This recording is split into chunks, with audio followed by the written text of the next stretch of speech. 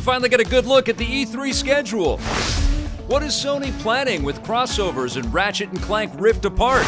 And I review the new Ratchet and Clank for PS5 and the first 2 episodes of the MCU's Loki series on Disney+. All that and the latest and everything cool today in The Rundown.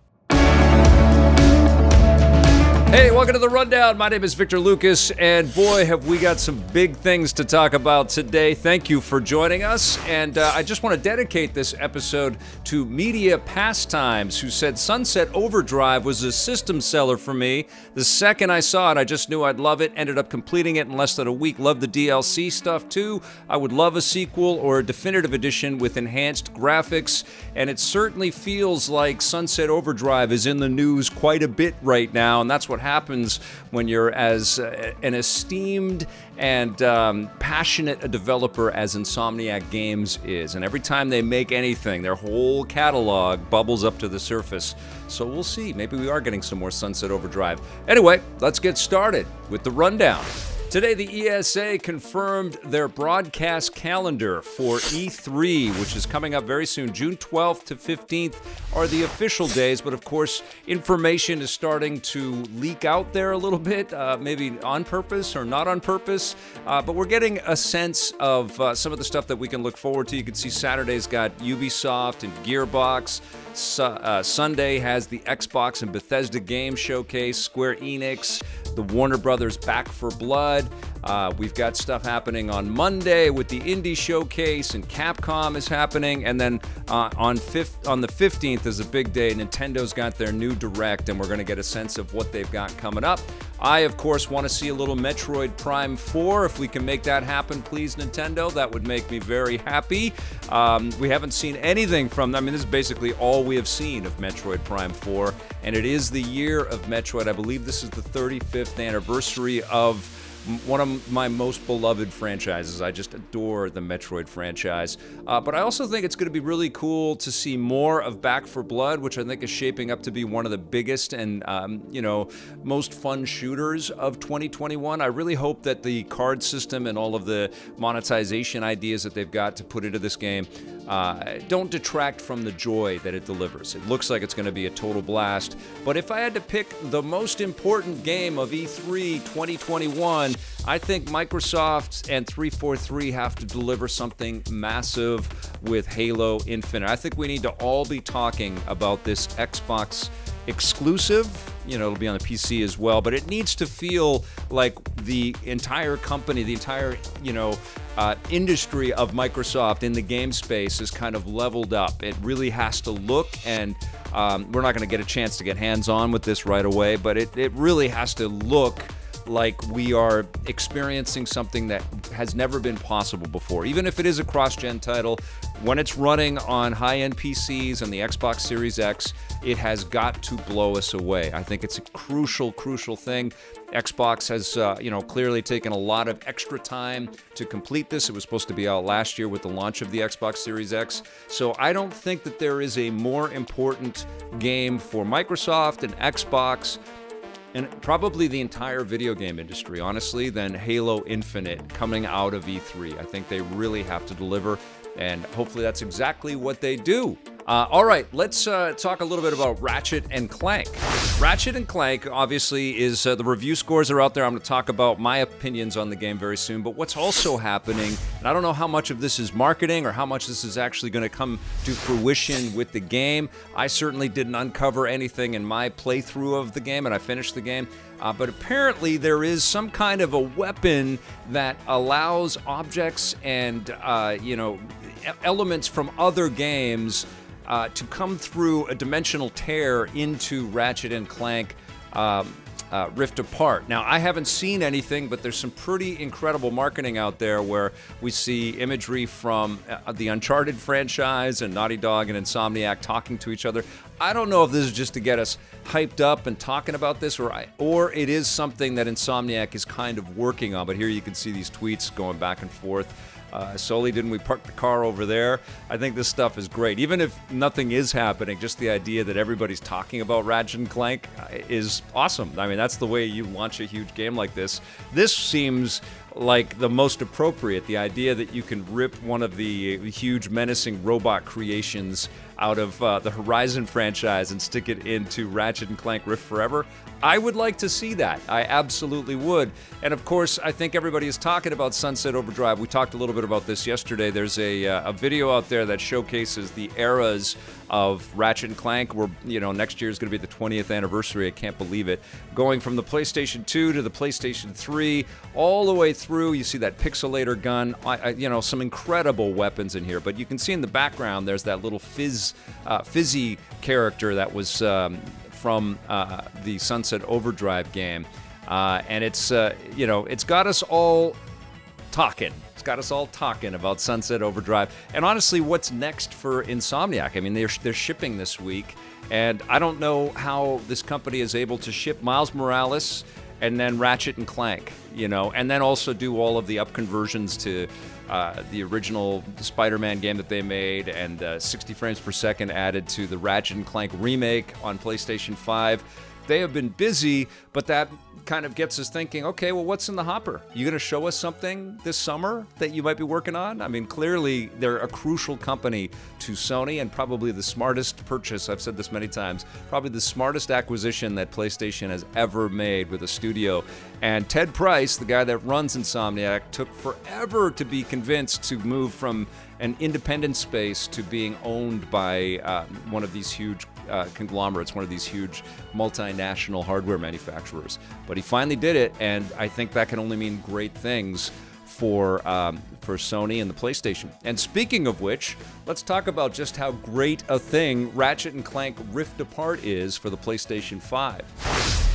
All right, so what you're looking at here is a little bit of the fidelity mode of Ratchet and Clank Rift Apart. This is Sony sent me the game to review, and they also sent me some footage that they captured. We're not going to spoil anything in this game. I'm really going to be lifting from what I have seen in the trailers and what you have seen in the trailers. But I can tell you right now that this is a game that you're going to finish and start playing right away again. You're going to go right into it. And I talked about this not too long ago on a stream, that the best games that are out there are games where you complete them and immediately you get sucked right back into the experience. You want to go again. And the game does reward you, like a lot of games these days, a lot of single-player experiences, with extra buffs and boosts to go back in and play through the game again. But you just want to, because it is total thumb candy. It's visual candy, and I'm going to show you a little bit of the performance RT mode, and this was also provided by Sony, which is great. But this was a 4K 60 frames per second with ray tracing applied, so you can see just stunning reflections. And the move going from the fidelity mode, and here's a look again at the fidelity mode, where you can see even more details in the reflections and even a little bit of a crisper resolution. Now, clearly, you're looking at 1080 footage because it's all been compressed for streaming on YouTube here, but I can assure you this is absolutely stunning and gorgeous. And I played most of the game in fidelity mode, and I was completely gobsmacked by how beautiful it is. It's just a gorgeous game. Is it the best looking game I've played so far? Maybe. It's certainly up there. And you guys know how huge a fan I am of Insomniac's Spider-Man Miles Morales and all the visual tricks and flourishes that are in there. I've seen Cyberpunk run at full resolution with all the bells and whistles applied as well. But yeah, Ratchet and Clank, especially for the seamlessness of the play and how easy it is to just get sucked into the playthrough and get lost in the game. It is staggering. It worked. I didn't have any crash issues. I have read that some reviewers out there had a couple of little issues. I didn't have anything, and I was going into rest mode on my PlayStation 5, and nothing stopped my progress, and it just felt like a total joy to play. It's not perfect, though, and I think what's happened now is that Insomniac, I hold to a pretty high, bar, because they are so capable. They are so talented a developer, and they've blown me away with what they've done, not just with Spider-Man and Spider-Man Miles Morales, but also I was really shocked at how much I loved the Ratchet and Clank game for PlayStation 4, the remake. Now, with this game, you do get some really cool, extras in the content, like the ability to maneuver between dimensions. You have all of these tears, and you can shoot out a grappling hook and zap yourself across the screen, which is an impressive visual flourish. But you can also go, and this is much bigger, you can rip right from the SSD from one city or location or sort of primitive looking planet right into the middle of a downtown core where there's vehicles and floating traffic and all kinds of robots and technology all around you. And you are constantly just amazed at the details as they transform instantly around you, or almost instantly. It never ceases to be impressive. There also is so much particle detail on screen at all times. You'll see, in this case, you'll see lots and lots of nuts and bolts flying around. You'll also see all kinds of little particles in the air, like dust and debris from the battles that you're in, but even just the, pollen and plants giving off stuff. And there were times in the game where I just stopped moving and was just stunned by how many things are moving on screen at the same time. But therein lies a little bit of my issue with this game. This is a title where you see all of this stuff. You see all of these incredible things happening around the characters, but you can't go anywhere that you want to go. This plays a lot like previous Ratchet and Clank games, which I've talked about before, are very, very circuitous. They're not open world. There are some open areas, so you feel a little bit like you're funneled. And the issue isn't so much that I wanted this to be another open world experience like Spider-Man or Miles Morales or whatever. Even though Insomniac has proven that they can make those types of games as good or better than anybody else out there in the industry, it's just that the world building in this game is so exquisite. It's so beautiful. Like, you just want to go into the distance. You want to be able to jump onto any one of those flying vehicles and just go anywhere that you see. And you can't. It's kind of guiding you along like previous Ratchet and Clank games. And so you have to kind of follow the set path. And sometimes I just felt like the game was kind of pushing me forward, and the familiarity with the way that the game plays as well, switching between all of the weaponry and using the grapple cables and the new mobility options. You can sometimes spin around little devices and they'll shoot you off into the air. You can do some wall running. It just feels like this effortless flow right through the game. But in that, there's a bit of a remove on, wanting to go and explore anywhere. The other thing that they've done is that, we get a new character in the game, Rivet, which is expertly played by Jennifer Hale, and I'm a big fan of all of the voice acting. I mean, you cannot fault anything in this game production-wise and technologically-wise. Like, this is just a stunning achievement all the way around. It's the storytelling, the voice acting, the visual fidelity and details. The audio fidelity is incredible as well. I mean, it's a powerhouse. And unequivocally, this is a game that you want to pick up for your PlayStation 5. You absolutely need to have it in your collection because you want to show off what the machine can do. It's exclusive to the machine. It feels exclusive to the machine. The controls feel wonderful and so tactile, and there's so many rewards there. The thing that I found a little problematic with the ability to switch back and forth between Rivet and Ratchet, because the story kind of follows both of them, is that I didn't always really know which one of the characters I was. Unless they start talking to each other or to the other characters on screen, or we go into a cut sequence. But they're so similar, which I know this is a game about multiple dimensions and sort of copies of copies and versions of different things and characters that feel familiar but are seen from a different perspective. I get all that. But I think that there was a gameplay opportunity there to kind of mix the feel of these two characters. And Rivet's got this cool metal arm, like she should have a somewhat different sense about the way that she handles and maneuvers, and she really doesn't. You feel like you're in control of both of them. It feels negligible transitioning from either one of them, and I feel like that could have been something that they could have lifted on. And the other thing that I kind of missed in this game, we've got all of these incredible rails to grind and things that we've done and seen in Ratchet, but in lots of other games as well. It's just beautifully, look at this in performance RT mode. It's just staggering. And it doesn't ever cease to amaze. We're transitioning in between dimensions and doing like the ability to travel through these spaces is just incredible.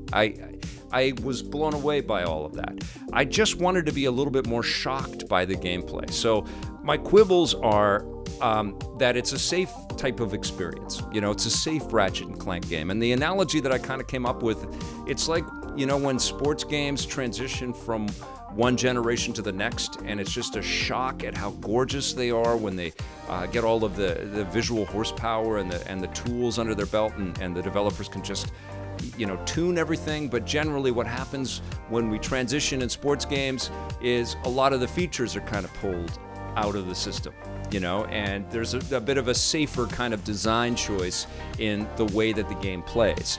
And I don't mean to diminish the work or the quality of this well-crafted game, but I felt like I've played more ambitious Ratchet and Clank games in the past. I've played games that give you a little bit of a Star Fox kind of interlude where you can fly around in spaceships and stuff, and you can't really do that. There are a couple of flying sequences in here, and there are some different creatures that you can jump on the back and do a little bit of driving navigation type stuff.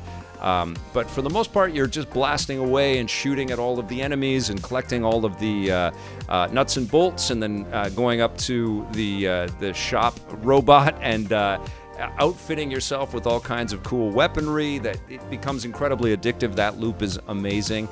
But there again, I think that it's handled in the story, but it would have been cool for the characters to each have their own arsenal and to maneuver through, because they're not together all the time. They're separated and they're in different spaces, and it would have been cool to outfit each of the characters with weaponry suited to the moments that the characters were placed in, and to kind of change it up a little bit and to give it a bit of a different feel.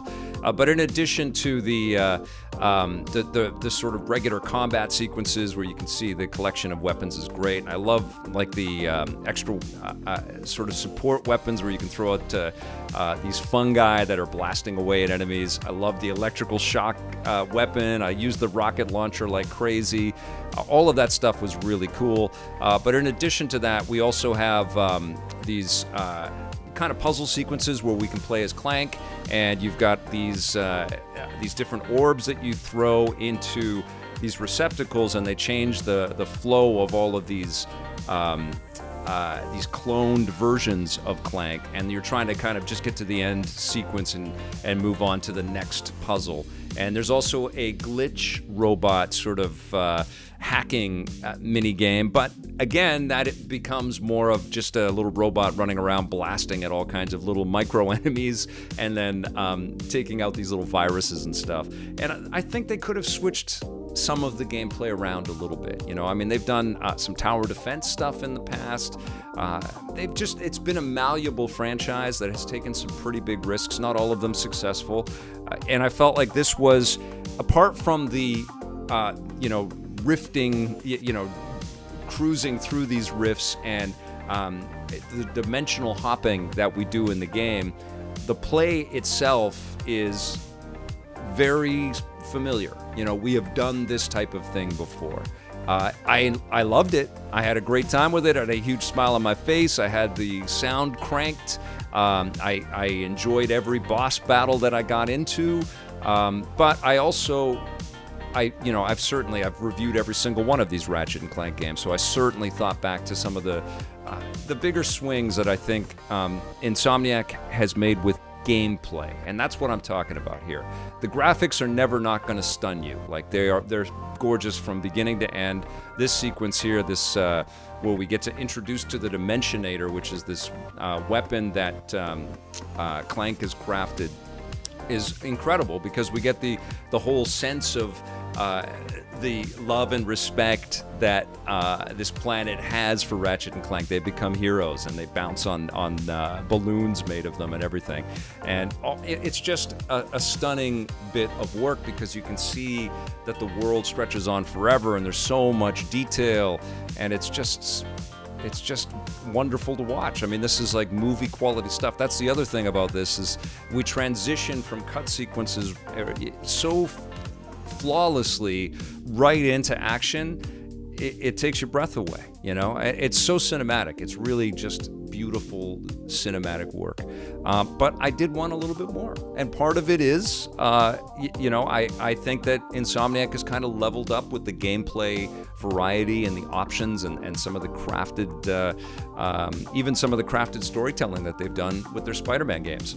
I don't think this is my favorite Ratchet and Clank game. The play itself is what I kind of have to assess. All of the extra stuff cannot be faulted. All of the beauty of this game cannot be faulted. But the play itself, I think, could have been a little bit more, if not ambitious, a little bit more diverse. You know, there could have been a little bit more stuff to do. Now, I have completed it. I have started my second playthrough. Likely, this is a game that's incredibly important to PlayStation, and it is. And I suspect that new things are going to keep dropping either as DLC or new elements will be uncovered as it sort of gets out into the world. But it makes an incredible impression, absolutely. And like I say, I think it's it should absolutely be a part of your PlayStation 5 collection. I'm going to give Ratchet and Clank Rift Apart an 8.5 out of 10. All right, let's talk a little bit about the other big project that's launching this week, and that is the new Loki TV show that's on Disney+.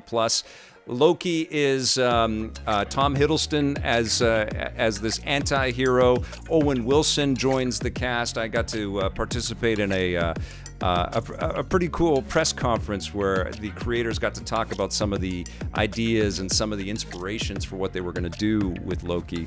And it was interesting that they came up with David Fincher as a reference point. Movies like Zodiac and Silence of the Lambs. There's a darkness to this Loki TV show, which I think you can kind of see in some of the trailer stuff that's been put out there. There's a lot of brown hues.